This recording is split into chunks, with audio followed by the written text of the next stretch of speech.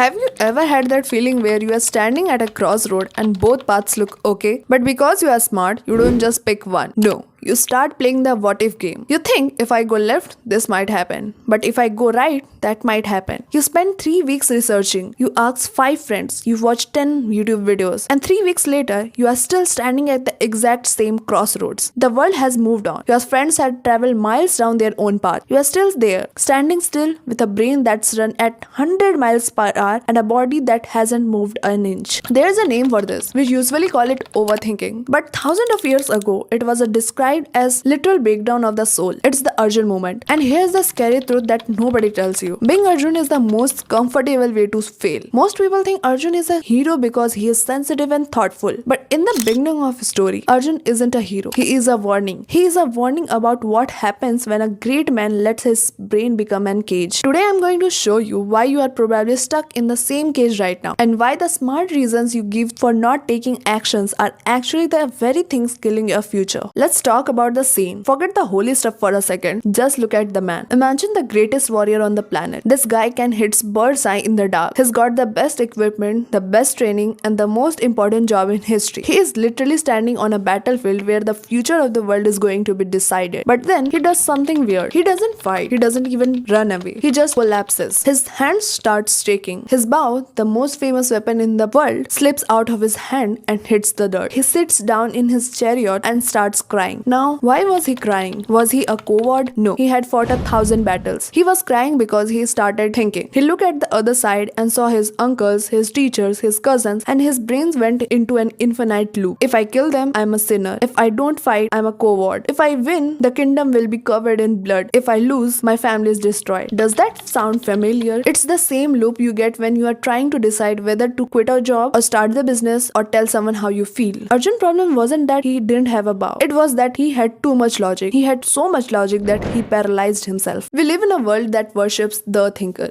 We're told to look before we leap, to do our due diligence, to be careful. And look, that's great for building a bridge, but it's disaster for building a life. The Arjun trap is when we use our intelligence to avoid our duty. We make our hesitations sound moral. When you don't go to gym, you don't say I'm lazy. You say, well, I need to research the most optimal workout split so I don't waste time. When you don't start the YouTube channel, you say, I'm waiting for the right lighting and better camera because I care about quality. See what you are doing? You are using intelligence to hide fear. Arjun did the same thing. He gave Krishna this long, beautiful intellectual speech about why war is bad. He sounded like a genius. He sounded like a saint. But Krishna, who represents the gut level divine intuition we all have, Krishna didn't say, wow Arjun, you are so deep. He basically said, stop it, you are just making excuses because you are overwhelmed. Pick up the bow. Why is this bigger problem in 2026 than it was back then? It's because of the paradox of choice. Arjun had one big choice, to fight or not to fight. You have 10,000 choices every single day. What should I eat? What should I watch? Who should I date? What should I post? Is this the right career path for my true self? We had so much information that we are constantly in a state of arguing. We are perpetually stuck in the first chapter of our own story. Have you ever spent 45 minutes on Netflix just scrolling through the trending list and then you ended up just closing the app because you couldn't decide? That's a mini Arjun moment. Now multiply that by your whole life. We are a generation that is highly informed but lowly active. We know everything about everything, but we do nothing about anything. We are the master of the maybe, and maybe is a slow poison. It drains your energy. It makes you tired even when you haven't done any work. Why? Because keeping 10 different possible lives open in your brain is like having 50 tabs open in your laptop. It crashes the system. There is a word Krishna used that usually gets translated very softly, but the real meaning is much more real talk. He told Arjun to stop being plebeian. In plain English, he told him he was being important, not in a physical way, but in a spiritual way. He meant you have all this power, but you can't produce a single result. You are just a lot of noise and no action. Hard to digest. But sometimes we need that. We need someone to tell us that our overthinking isn't a sign of being a deep soul. It's a sign of being passive spectator. Think about the most successful person you know. Are they the smartest? Usually not. The smartest people are often working for the people people who just did it. The person who is succeeded is the one who took the imperfect path and just kept walking. They just started. The Arjun in us wants a guarantee win before we start the fight. But life doesn't give guarantees. It only gives feedback. And you can't get feedback if you are sitting in the chariot crying about what if. So, how do we stop being Arjun always? If your brain is the enemy, how do you win? Krishna gave the cheat code in the most famous part of their talk. He says, you have the right to the work, but never to the result. Now, in modern language, that means focus on the process, forget the scoreboard. The reason you are stuck is that you are obsessed with the results. If I start this business, will I be a millionaire? If I ask them out, will they say yes? Because you can't control the answer, you stay frozen. But if you shift your focus, if you say, my only job today is to make one phone call, or my only job today is to write one page, the pressure vanishes. You stop being the strategic analyst and you start being the warrior. Warriors don't think about the history books while they are swinging a sword. They just swing. They are in the now. The fix for being an Arjun is to reduce your world. Stop looking at the whole battlefield. You look at the one person in front of you. Stop looking at the 5-year plan. Just look at the next 5 minutes. Here's the ultimate reveal. The thing that changed everything. Arjun thought that by not choosing, he was staying safe. He thought that by sitting down, he was avoiding the scene of war. But Krishna showed him the truth. Indecision is always a decision. But not fighting for the right side, Arjun was automatically helping the wrong side. In your life, by not starting that thing you love, you are deciding to stay in that thing you hate. By not speaking your truth, you are deciding to live a lie. There is a no neutral gear in life. You are either moving forward or you are being dragged backward by the passage of time. The Arjun in you thinks he is being cautious, but really he's just being a slow motion victim. So look at your life right now. Where are you? Sitting in the chariot?